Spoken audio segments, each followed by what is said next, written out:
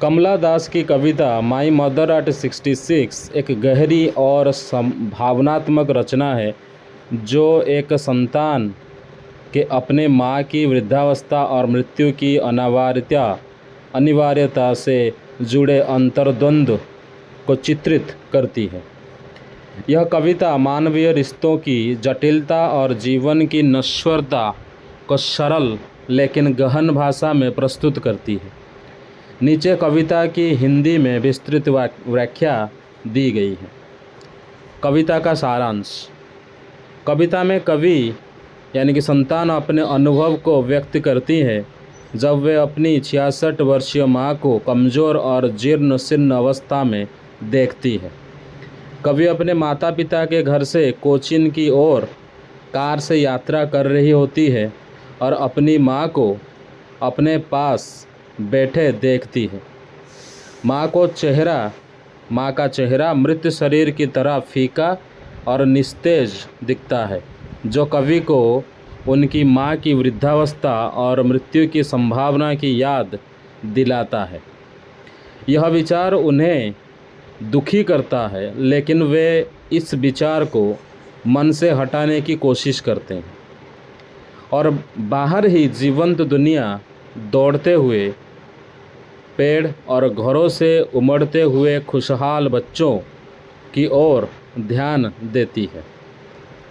हवाई अड्डे पर सुरक्षा जांच के बाद मां को दोबारा देखकर कभी उनकी निस्तेज कमज़ोर अवस्था को शीतकालीन चांद की अंतिम अवस्था से तुलना करती है।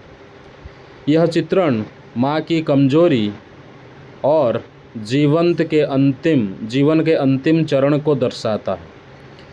इस क्षण में कवि के मन में बचपन का पुराना डर यानी माँ से बिछड़ने का डर फिर से जाग उठता है। फिर भी वे अपनी भावनाओं को छिपाते हुए माँ से कहती है, जल्दी मिलेंगे अम्मा, और बार बार मुस्कुराती है, जो उनके आंतरिक द्वंद्व और आशावादी बने रहने की कोशिश को दर्शाता है। कविता का विषय और भाव। कविता का मुख्य विषय वृद्धावस्था, मृत्यु की अनिवार्यता और माँ संतान के बीच का गहरा रिश्ता है। कवि अपनी माँ की कमजोरी को देखकर जो दर्द और बेचैनी महसूस करती हैं, वह सार्वभौमिक है। यह हर संतान का अनुभव है जो अपने माता पिता की वृद्धावस्था और मृत्यु का सामना करता है। कविता में जीवन की जीवंतता, दौड़ते पेड़ और खुशहाल बच्चे, और मृत्यु की निश्चितता यानी माँ का फीका चेहरा के बीच एक तीव्र विरोधाभास दिखाई गया है। प्रतीक और चित्रकला। दौड़ते हुए पेड़, यंग ट्रीज स्प्रिंटिंग। यह चित्रण युवावस्था और जीवन की ऊर्जा का प्रतीक है। कार से गुजरते समय पेड़ दौड़ते हुए प्रतीत होते हैं, जो जीवन की गति और शक्ति को दर्शाता है। यह माँ की कमजोरी के साथ तुलना में एक विपरीत प्रभाव डालता है।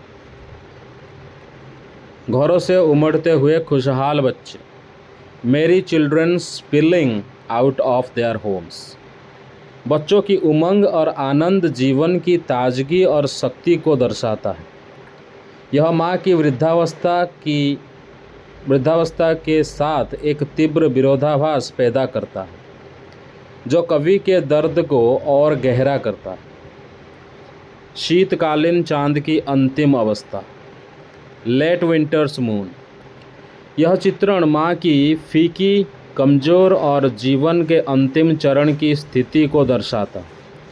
शीतकालीन चांद म्लान और निस्तेज होता है, जो माँ की जीर्ण अवस्था का प्रतीक है। मुस्कान, smile and smile and smile. कवि की बार बार की मुस्कान उनके आंतरिक दर्द और द्वंद्व को छुपाने की कोशिश को दर्शाती है। यह आशावाद और सामाजिक शिष्टाचार बनाए रखने का प्रयास है। संरचना। कविता एक ही वाक्य में लिखी गई है जिसमें अल्पविरामों द्वारा विभाजन किया गया है।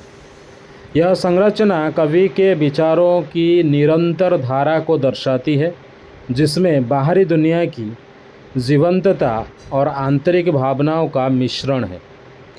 यह एकल वाक्य कविता के मुख्य विषय माँ की वृद्धावस्था और बिछड़ने के डर को और गहराई प्रदान करता है। निष्कर्ष। माई मदर एट 66 एक सरल लेकिन गहन कविता है जो माँ और संतान के बीच के प्रेम, वृद्धावस्था के दर्द और जीवन की नश्वरता को चित्रित करती है। कमला दास की गीतात्मक शैली और प्रतीकात्मक चित्रकला इस कविता को यादगार और सार्वभौमिक बनाती है।